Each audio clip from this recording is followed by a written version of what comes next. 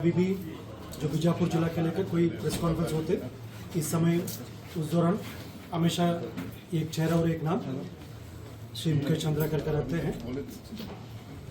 कभी भी पुलिस संबंधित कोई भी विषय है हम लोग प्रेस कॉन्फ्रेंस करते थे। उस दौरान उन्होंने काफ़ी एक एक्टिव रोल में एक सकारात्मक भूमिका में हमेशा हम लोग के बीच में उपस्थित रहते थे। और आज दुर्भाग्य है ये प्रेस कॉन्फ्रेंस उनकी लेकर घटनाक्रम हुआ उसी के संबंध में हमको करना पड़ रहा। आप सबके माध्यम से मैं जो उनके परिजन को और उनके साथियों उसमें न सिर्फ बीजापुर में पूरा प्रदेश के और प्रदेश के बाहर भी उनका काफ़ी एक पहचान है, उनकी काफ़ी एक फॉलोइंग है। उन सबको जो हम लोग की ओर से संवेदना व्यक्त करते हैं और ये आश्वासन भी देते हैं उनके साथ जो घटनाक्रम हुआ उसका निश्चित रूप से न्याय मिलेगा। इस बात के साथ साथ मैं पुनः उनके परिजन को प्रति संवेदना व्यक्त करते हुए उनके सभी साथियों सभी उनकी चाहने वालों को सबके प्रति संवेदना व्यक्त करते हुए और उनकी आत्मा शांति प्रदाय करे, ईश्वर उनके परिजन को शक्ति प्रदाय करे। इसके साथ साथ जो पूरा घटना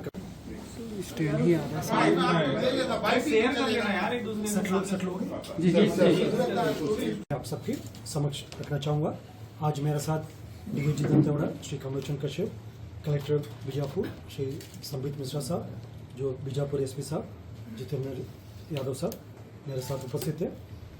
और आप सब लोग को विदित है जैसा दिनांक 2 जनवरी को हम सब लोग के बीच में ये जानकारी आए थे श्री मुकेश चंद्राकर 1 तारीख रात से जो अपना घर से निकले हुए थे उसके बाद में उनके बारे में कोई जानकारी नहीं मिलने पर उनके जो भाई साहब योगेश चंद्राकर का रिपोर्ट के आधार पर पुलिस ने जांच पड़ताल प्रारंभ की गए थे।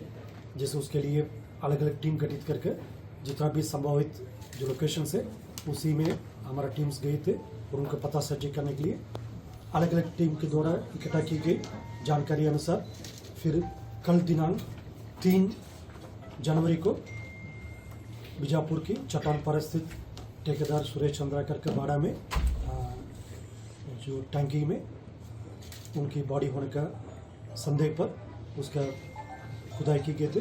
उसके पश्चात उधर डिनर वाला का जो दौरान जैसा रितेश चंद्राकर द्वारा ये बहस की जा रही थी मुचान की गए थे। तत्पश्चात आज दिनांक 4 तारीख को पोस्टमार्टम के उपरांत आज उनकी अंतिम कार्यक्रम होता है उसमें हम आप सब लोग शामिल रहा। और उसकी जो पूरा घटनाक्रम के बैकग्राउंड के बारे में मैं बताना चाहूँगा। जैसा दिनांक 1 तारीख को रात लगभग 8 बजे जैसा भी समय अभी तक प्राथमिक विवेचना के आधार पर मैं बता रहे थे, जैसा और इन्वेस्टिगेशन कंप्लीट हो जाएगा स्पष्ट समय ये पूरा उल्लेख हो जाएगा। लगभग अभी अंदाजा 8 बजे करीबन जैसे ठेकेदार सुरेश चंद्राकर के जो छोटे भाई रितेश चंद्राकर और मुकेश चंद्राकर के बीच में मोबाइल से बातचीत हुआ। उसके पश्चात लगभग 8:30 बजे के बाद दोनों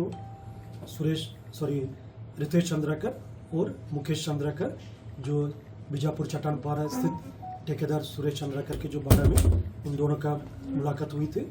और उस परिसर में पूर्व से जो सुरेश चंद्राकर का जो सुपरवाइजर का मैं क्रमवार आपके समक्ष मैंने रखा है उसमें घटना जो स्पॉट में 2 आरोपी है जो रितेश चंद्राकर और उनके जो सुपरवाइजर महेंद्र रामटेक के वो उपस्थित रहा।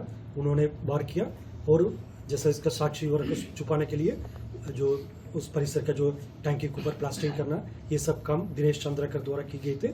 और जैसा अन्य भी जो कॉन्स्पिरेसी एंगल है और जो किस कारण से मतलब इस टाइप का घटना को अंजाम दी गई तो उसका मोटिव है ये सब में जो अन्य आरोपी जो सुरेश चंद्राकर उसका भूमिका उसको लेकर उन्हें भी गिरफ्तार करके पुलिस द्वारा आगे कार्रवाई की जाएगी। इसके अलावा और भी कोई डायरेक्टली और इनडायरेक्टली इस अपराध में इन लोगों का सहयोग किया एक मिसिंग रिपोर्ट दर्ज करके विवेचना शुरू किया था। सबका कॉल डिटेल्स निकलना प्रारंभ किए थे तब पता चला जो रितेश चंद्राकर का जो दिल्ली में लोकेशन थे और बाकी जैसा अन्य जितना भी जो संदिग्ध सबका लोकेशन लेकर अब तक कुल 3 लोग को पुलिस ने हिरासत में लिए थे।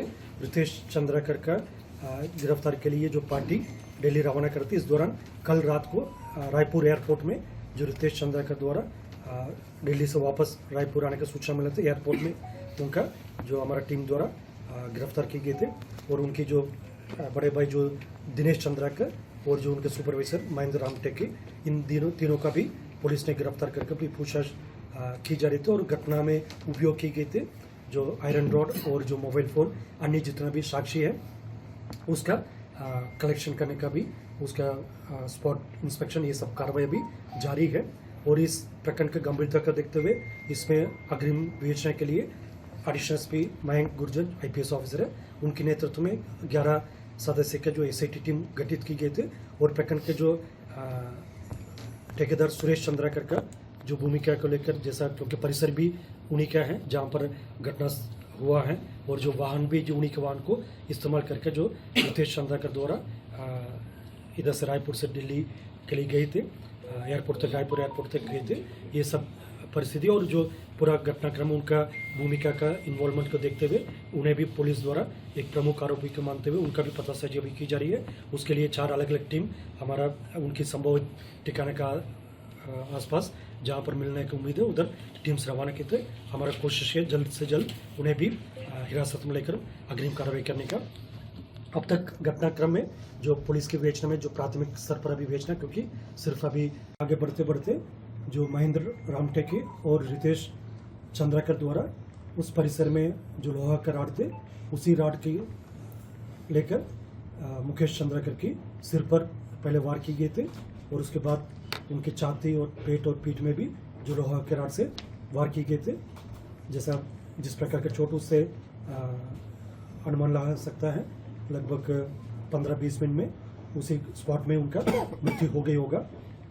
उसके पश्चात जो बॉडी को डिस्पोज करने के उद्देश्य से दोनों महेंद्र रामटेके और रितेश चंद्राकर ने मिलकर जो बॉडी को उस परिसर में जो टैंक थे, सेप्टिक टैंक थे, उसके अंदर डालकर उसके ऊपर जो लोहा का ढक्कन पहले से थे उसी को बंद कर दिया गए थे। उसके पश्चात रितेश चंद्राकर द्वारा जो अपने बड़े भाई दिनेश चंद्राकर जो जैदलपुर में, सुरेश चंद्राकर, दिनेश चंद्राकर और उनके पूरे परिजन जैदलपुर में उपस्थित थे, उनमें से दिनेश चंद्राकर को उन्होंने मोबाइल फ़ोन के माध्यम से घटना के बारे में सूचना दिया थे। उसके पश्चात दिनेश चंद्राकर ने जैदलपुर से रवाना होकर टुवर्ड्स बीजापुर आ रहे थे। और साथ साथ ये रितेश चंद्राकर और महेंद्र रामटेके ने भी इधर से बीजापुर से रवाना होकर टुवर्ड्स जैदलपुर जा रहे थे। ये दोनों पार्टी जो है एक साथ दिनेश चंद्राकर थे और दूसरा में रितेश चंद्राकर और महेंद्र रामटेके थे।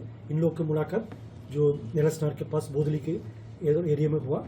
उसके पश्चात ये सब मिलकर वापस इधर आए थे बीजापुर आने के बाद अगले दिन सुबेरे यानी 2 तारीख के सुबेरे रितेश चंद्राकर द्वारा ठेकेदार सुरेश चंद्राकर की जो गाड़ी को लेकर इधर से जैदलपुर कोंडागांव होकर रायपुर एयरपोर्ट पहुंचा। रायपुर एयरपोर्ट से दिल्ली के लिए रवाना हो गए थे।